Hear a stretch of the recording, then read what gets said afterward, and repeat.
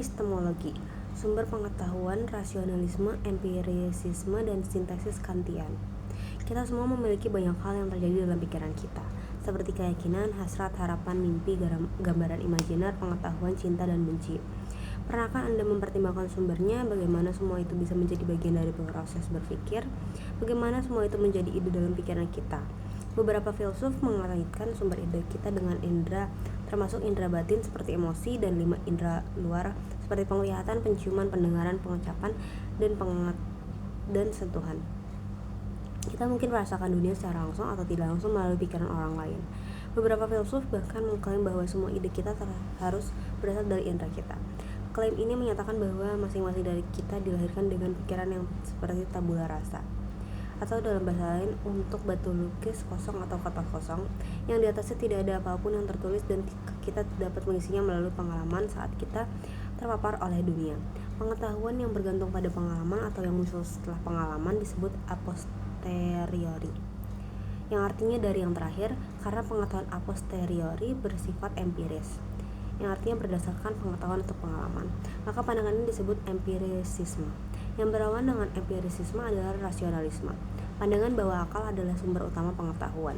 Rasionalis mempromosikan pengetahuan matematis atau logis seperti contoh paradigma. Pengetahuan seperti itu menurut mereka dapat ditangkap melalui akal semata tanpa melibatkan indera secara langsung. Bahkan mereka berpendapat bahwa pengetahuan yang diakses melalui penalaran bersifat abadi, yaitu ia ada dan tidak pernah berubah sepanjang masa sekarang dan masa depan. Misalnya 2 tambah 3 tetap 5. Kaum rasionalis terkesan dengan kepastian dan kejelasan pengetahuan yang diberikan oleh penalaran, dan mereka berpendapat bahwa metode ini harus diterapkan untuk memperoleh pengetahuan tentang dunia. Bukti indera harus sesuai dengan kebenaran akal, tetapi bukti indera itu bukan prasyarat untuk memperoleh kebenaran. Pengetahuan yang tidak bergantung pada atau mendahului pengamatan dan pengalaman seperti a priori, yang artinya dari yang pertama. Rasionalis berpendapat bahwa akal adalah dasar dari pengetahuan a priori. Tetapi dari mana kita pada akhirnya mendapatkan ide-ide yang menjadi dasar akal, jika bukan dari pengamatan atau pengalaman? Rasionalis cenderung menyukai inantisme, keyakinan bahwa kita dilahirkan dengan ide-ide tertentu yang sudah ada dalam pikiran kita. Artinya ide itu merupakan bawaan dalam diri kita. Di antaranya, contoh-contohnya adalah prinsip matematika atau logika, pemahaman moral, dan konsep Tuhan. Meskipun kaum inatis mengklaim bahwa ide-ide seperti itu adalah diri kita sejak lahir, ini tidak menjamin kesadaran bahwa kita akan kehadirannya. Akal adalah fakultas yang memungkinkan kita untuk menyadari dan atau mengaksesnya. Berikut ide-ide bawaan dengan demikian menjadi dasar dari model rasionalisme. Yang pertama, penekanan rasionalisme terhadap pengetahuan a priori. Filsuf Prancis René Descartes dan filsuf Jerman Gottfried Wilhelm Leibniz, dua pemikir rasionalis yang penting, mendukung keberadaan ide-ide bawaan dan realisasinya melalui akal. Mereka berpendapat bahwa kebenaran yang diungkapkan oleh ide-ide semacam itu bersifat abadi, niscaya, dan universal. Bagi Descartes ada berbagai cara melalui kita memperoleh pengetahuan. Beberapa ide bersifat bawaan, beberapa sumber dari luar, dan beberapa yang lain dibuat oleh kita. Descartes memberikan contoh gagasan tentang Tuhan sebagai ide bawaan dalam diri kita, seperti gagasan tentang keberadaan seseorang. Menurut Descartes, ide-ide bawaan seperti kebenaran geometri dan hukum logika diketahui melalui akal terlepas dari pengalaman, karena pengalaman hanya memberi kita contoh-contoh tertentu yang darinya pikiran menemukan ide universal yang terkandung di dalamnya. Oleh karenanya, ide-ide itu bersifat a priori. Ide-ide bawaan Descartes telah dibandingkan dengan informasi yang tersimpan dalam sebuah buku. Ide-ide ada di dalam diri kita meskipun kita tidak selalu hadir di pikiran. Begitu kita mulai membaca buku itu, isinya mengungkapkan dirinya kepada kita, sama seperti penelaran mengungkapkan ide-ide bawaan kita kepada kita. Dengan kata lain, hanya melalui pembacaan yang cermat kita dapat memahami ide mana yang bersifat bawaan dan mana yang datang kepada kita dari tempat lain. Leibniz menyebutkan ide bawaan sebagai prinsip. Sebagaimana Descartes, Leibniz berpendapat bahwa prinsip-prinsip diakses oleh akal. Sifat universal dari keberadaan matematis misalnya tidak diungkapkan oleh indera adalah fakultas akal yang memperoleh kebenaran universal dari contoh-contoh individual. Leibniz berpendapat bahwa kumpulan contoh yang didasarkan pada indera tidak dapat membawa kita kebenaran yang niscaya. Pada saat yang sama juga jelas bahwa kita dapat memahami banyak kebenaran yang niscaya seperti matematika. Oleh karena itu, pikiran adalah sumbernya, yang berarti kebenaran-kebenaran ini ada secara bawaan. Namun ide bawaan bukanlah pemikiran yang lengkap bagi Leibniz.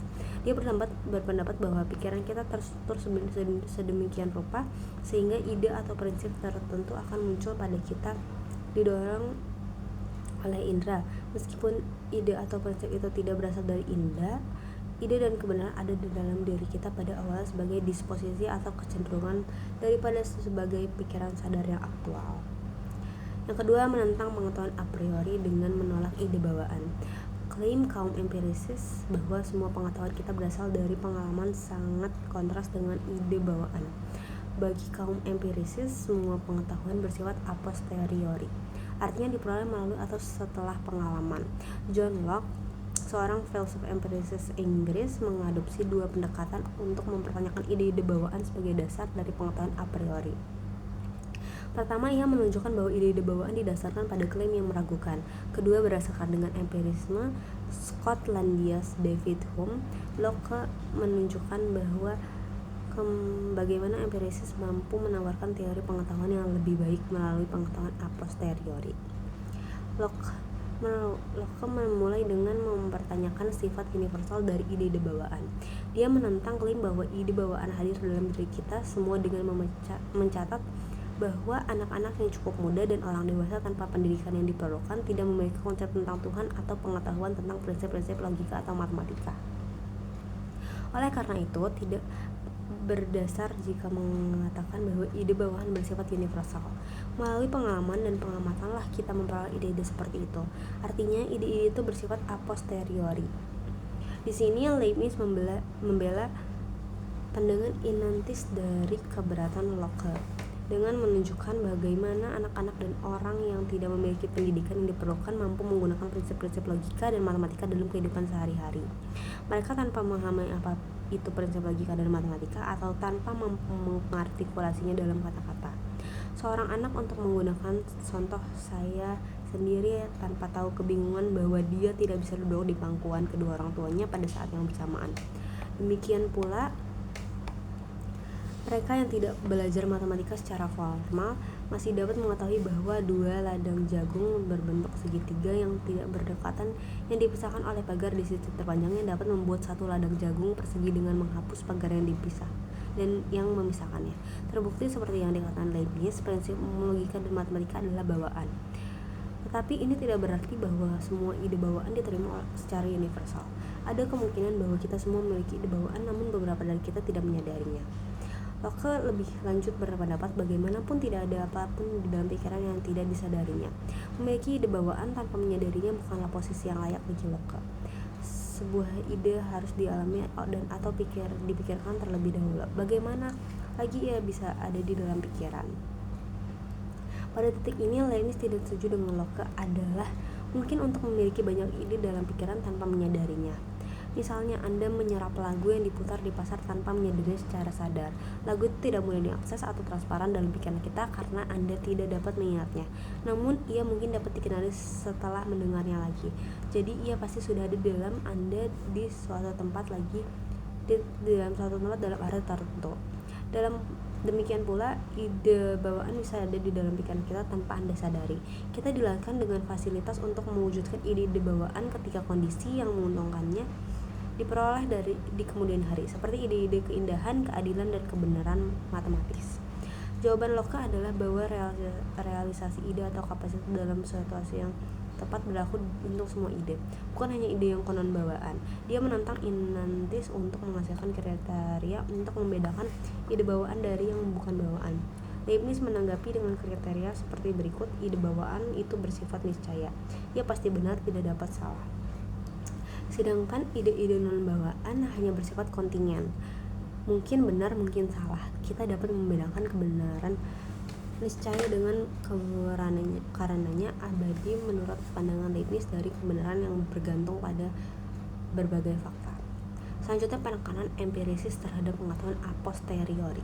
Locke mengklaim untuk menunjukkan bagaimana pikiran yang seperti tabula rasa saat lahir memperoleh pengetahuan. Bagi para empirisis, pengalaman semata melengkapi pikiran kita dengan ide sederhana yang merupakan elemen dasar pengetahuan. Setelah ditunjukkan bahwa semua ide dapat berasal dari pengalaman, akan berlebihan untuk menambahkan ide bawaan. Jadi, apakah pengetahuan a posteriori membuat kita menolak pengetahuan a priori?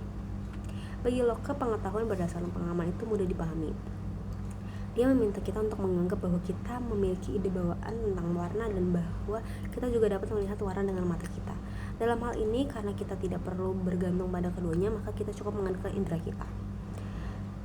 Karena lebih mudah dan sederhana untuk memahami pengetahuan yang diperoleh dari pengalaman indera daripada pengetahuan yang berasal dari berbagai sumber yang kita tidak sadari. Di sini Locke menerapkan prinsip pisau cukur Ockham yang menunjukkan bahwa sebisa mungkin kita harus mengadopsi penjelasan yang sederhana daripada yang rumit. Penjelasan sederhana memiliki kelebihan berupa kurang rentan terhadap kesalahan dan lebih ramah terhadap pengujian daripada penjelasan yang rumit yang tidak memiliki nilai penjelasan. Pertanyaan berikut adalah, apakah pengetahuan a posteriori saja memberi kita pengetahuan yang memadai tentang dunia? Mari kita ambil contoh mengalami dan dengan demikian mengetahui bunga seperti mawar.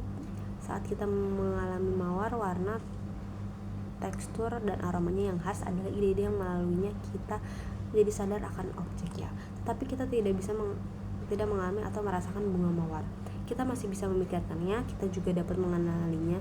Saat berikutnya kita melihat bunga tersebut dan mempertahankan keyakinan bahwa bunga itu berbau manis, indah untuk dilihat, dan lembut untuk disentuh. Ini menunjukkan bahwa selain penginderaan, kemampuan untuk membentuk konsep tentang objek yang kita temui sangat penting untuk mengetahui dunia. Pengalaman juga mungkin kita membayangkan apa yang kita tidak alami secara langsung, seperti Putri Duyung.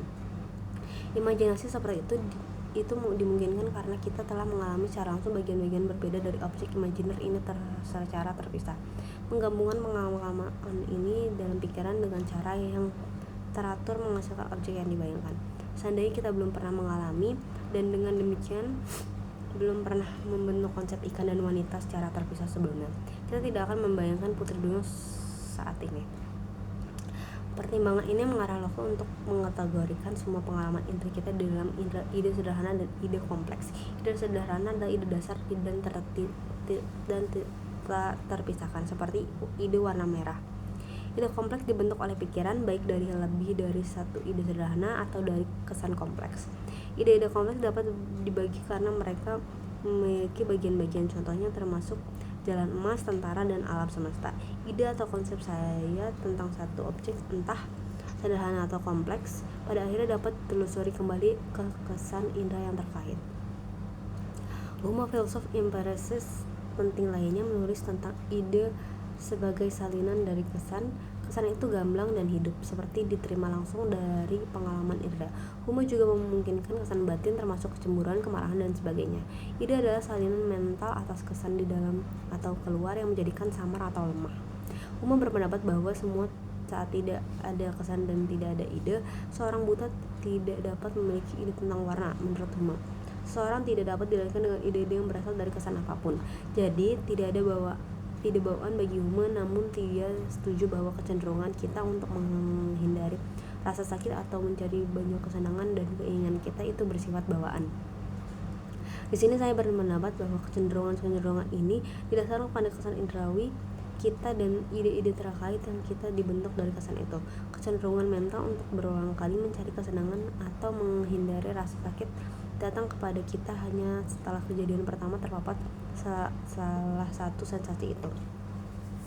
Berbeda dengan Descartes, bahkan ide tentang Tuhan termasuk pengetahuan a posteriori bagi Hume, karena tidak seorang pun dari kita yang mengalami Tuhan secara langsung. Menurut Hume, tidak ada kesan tentang Tuhan yang tersedia bagi kita untuk membentuk ide yang sesuai. Dalam pandangan Hume, imajinasi kita membentuk ide ini dengan memperluas pengalaman kita tentang kualitas baik yang dimiliki oleh orang-orang di sekitar kita.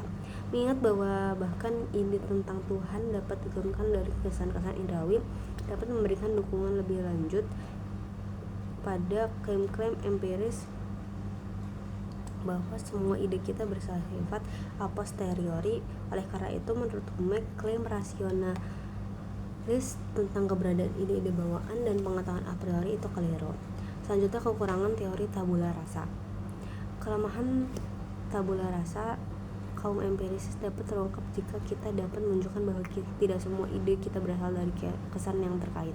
Namun ini tidak berarti kita harus kembali ke teori rasionalis tentang ide bawaan. Seperti yang akan kita lihat, rencananya adalah menjaki alternatif ketiga. Kehadiran konsep-konsep umum dalam pikiran kita menunjukkan bahwa tidak selalu ada hubungan satu antara ide dan kesan indrawi yang terkait. Misalnya, kita memiliki berbagai contoh warna biru di sekitar kita, dan dari contoh ini kita membentuk konsep umum tentang warna biru.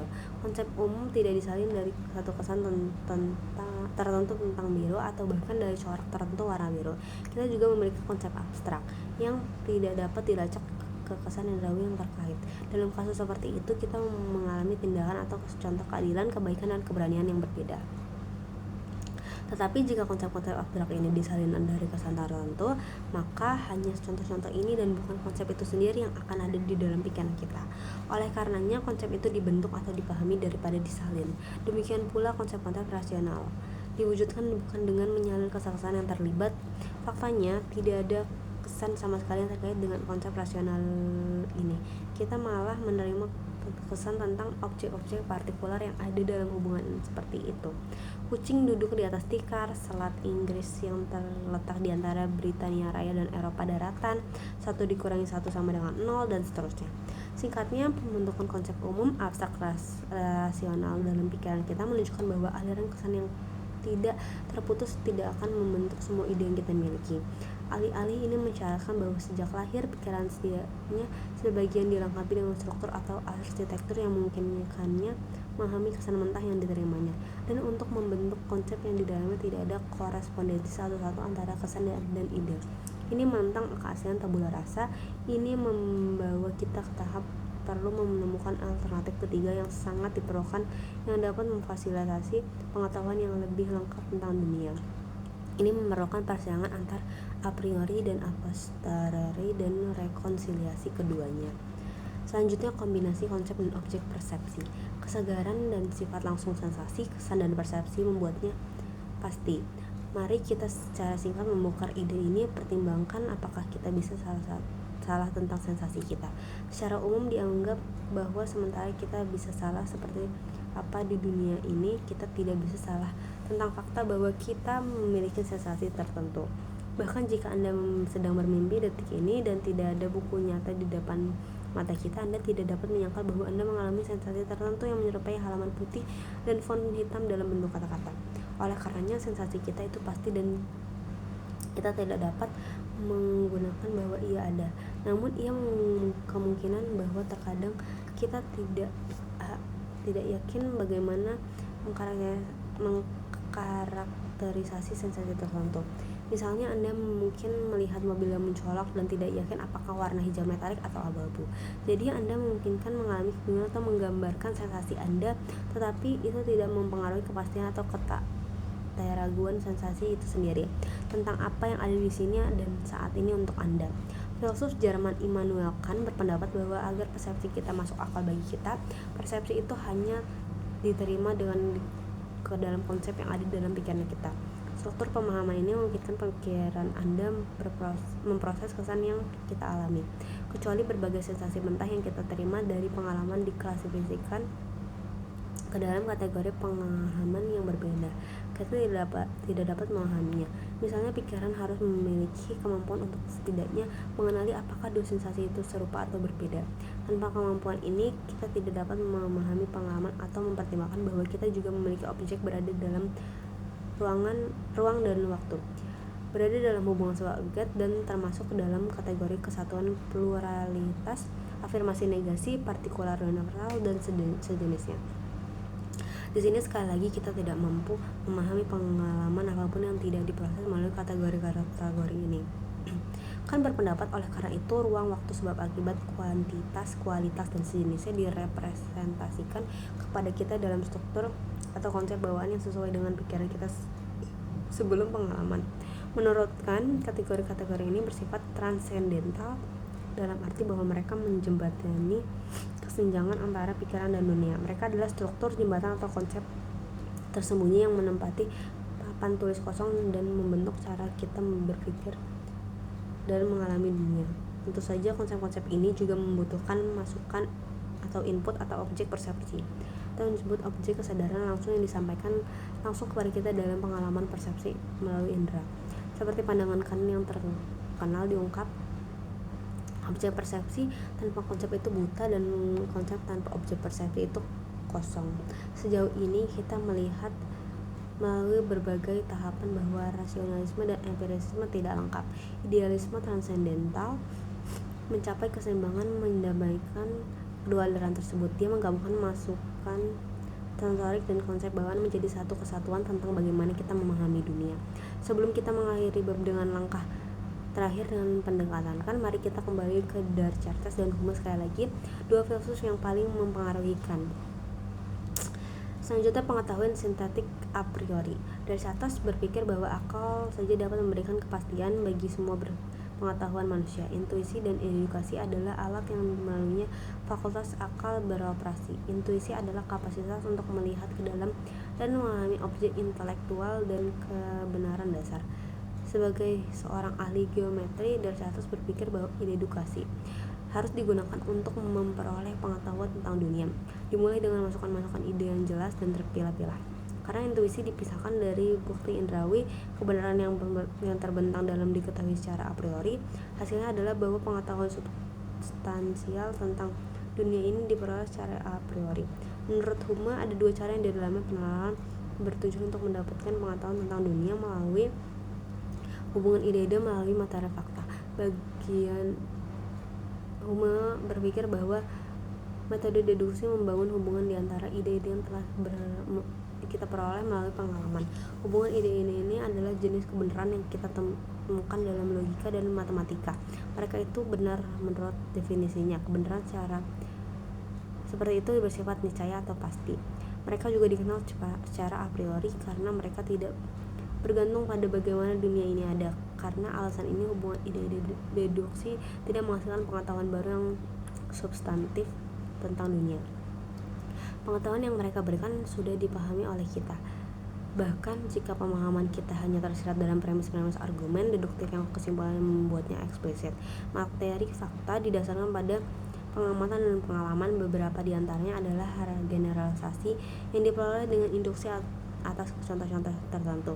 Kebenaran induktif tidak pasti, ia paling mentok hanya mungkin karena ia bergantung pada bagaimana dunia ini ada. Misalnya, sejauh ini kita memiliki pengalaman tentang panas dari api, tetapi kita tidak dapat memastikan bahwa ini juga akan terjadi besok. Kita berharap bahwa masa depan akan menyerupai masa lalu, tetapi kita tidak dapat memastikannya. Materi fakta memberi kita kebenaran a posteriori yang secara kontingen benar. Karena materi fakta tidak benar menurut definisi, ia menambahkan informasi baru yang substantif ke pengetahuan yang kita telah ada, tidak seperti hubungan ide-ide sebagai seorang rasionalis pada awalnya. Kan dipengaruhi oleh pembagian pengetahuan yang dibuat oleh Hume. Hanya kombinasi akal dan pengalaman yang dapat memberi kita pengetahuan yang memadai. Kita mulai dengan memberikan penjelasan tentang hubungan ide yang dia sebut sebagai kebenaran analitik. Dalam kalimat yang menyatakan kebenaran analitik, predikat sudah terkandung di dalam atau merupakan arti dari subjek. Misalnya pada kalimat lingkaran itu bulat, predikat bulat sudah terdapat pada objek lingkaran. Contoh lain yang lumrah dalam kalimat bujangan adalah pria yang belum menikah. Predikat pria yang belum menikah adalah arti dalam subjek bujangan. Kita tidak dapat menyangka kebenaran bahwa seperti itu tanpa kontradiksi. Kalimat seperti itu selalu benar, yang berarti bahwa ia benar terlepas dari bagaimana dunia ini ada. Karena kita tidak perlu memeriksa dunia untuk mengetahui apakah ini benar. Kebenaran analitik dapat diketahui secara a priori. Kan mengistilahkan materi fakta dengan kebenaran sintetik. Predikat tidak tergantung di dalam subjek dan juga bukan arti dari subjek. Kebenaran sintetik tidak benar menurut definisi. Dengan demikian, masuk akal bahwa kebenaran sintetik didasarkan pada pengamatan dan karena itu pasti bersifat a posteriori. Misalnya pertimbangan posisi. George Sibujang adalah seorang penulis. Kita memiliki informasi baru di sini tentang seorang tertentu bernama George yang menjadi seorang bujang dan penulis. dari pengalaman diperlukan untuk mengetahui hal ini. Karena lawan dari kebenaran sintetik tidak terkontradiksi, maka ia bersifat kontingen. Akan berteman bahwa hanya kebenaran sintetik yang mampu memberi informasi baru yang substantif tentang dunia.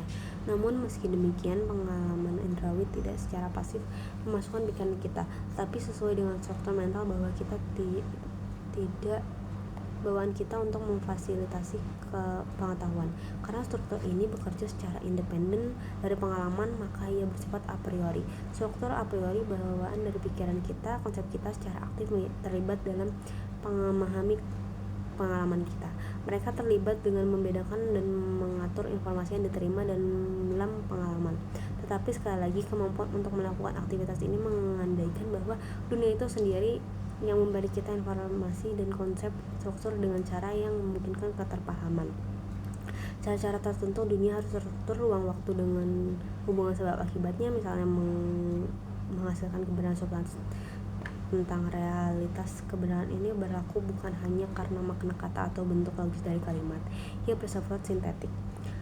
Dan karena kita sampai pada hasil ini melalui refleksi a priori, kan berpendapat bahwa kita memiliki pengetahuan sintetik a priori tentang dunia. Kategori pengetahuan yang sebelumnya tidak dikenal secara ditambahkan dikategorikan standar pengetahuan sintetik a posteriori dan analitik a priori. Masih ada pertanyaan tentang bagaimana konsep kita membedakan dan mengatur informasi yang diterima dari indera. Tujuan ini dicapai melalui tindakan sintetis yang kan termasuk sebagai sintesis adalah tindakan menempatkan representasi yang berbeda bersama-sama dan menangkap apa yang bermacam-macam di dalamnya dalam satu kognisi. Kan menjelaskan 3 jenis sintesis. Proses dimulai dengan sintesis pemahaman dalam persepsi, melewati sintesis reproduksi dalam imajinasi, dan terakhir sintesis pengenalan dalam sebuah konsep. Bagikan pemahaman dalam persepsi melibatkan penempatan objek dalam ruang dan waktu. Sintesis reproduksi dalam imajinasi terdiri dari penghubungan berbagai elemen dalam pikiran kita untuk membentuk sebuah gambar. Dan sintesis pengenalan dalam suatu konsep membutuhkan memori pengalaman masa lalu serta mengenali hubungannya dengan pengalaman sekarang, dengan mengakui bahwa pengalaman masa lalu dan masa kini mengacu pada objek yang sama. Kita membentuk konsep tentangnya, mengenali sesuatu sebagai suatu kesatuan objek di bawah suatu konsep berarti melekatkan makna pada persepsi. Keterkaitan makna inilah yang disebutkan sebagai apersepsi. Apersepsi adalah titik persatuan diri dalam dunia. Bagikan kemungkinan apersepsi membutuhkan dua jenis kesatuan. Pertama, berbagai data yang diterima dalam pengalaman itu sendiri harus merepresentasikan subjek yang sama, yang memungkinkan data atau digabungkan dan disatukan. Kedua, data harus digabungkan dan disatukan oleh diri yang bersatu atau yang disebutkan sebagai kesatuan kesadaran atau kesatuan persepsi. Kan menyimpulkan bahwa karena kesatuan seperti itu, kita semua sama-sama mampu memahami objek publik yang sama dengan cara yang seragam berdasarkan pengalaman pribadi kita masing-masing. Artinya, kita berada dalam kesepakatan tak terucap mengenai dunia yang mandiri dari pikiran tempat kita hidup yang difasilitasi oleh pengalaman subjektif, tetapi diatur oleh struktur mental bawaan yang diberikan kepada kita oleh dunia. Singkatnya, teorikan memungkinkan berbagai pengetahuan sintetik tentang realitas objektif. Sebagai kesimpulan, dengan mempertimbangkan perdebatan antara rasionalis dan empirisme yang berpuncak pada sintesis, kan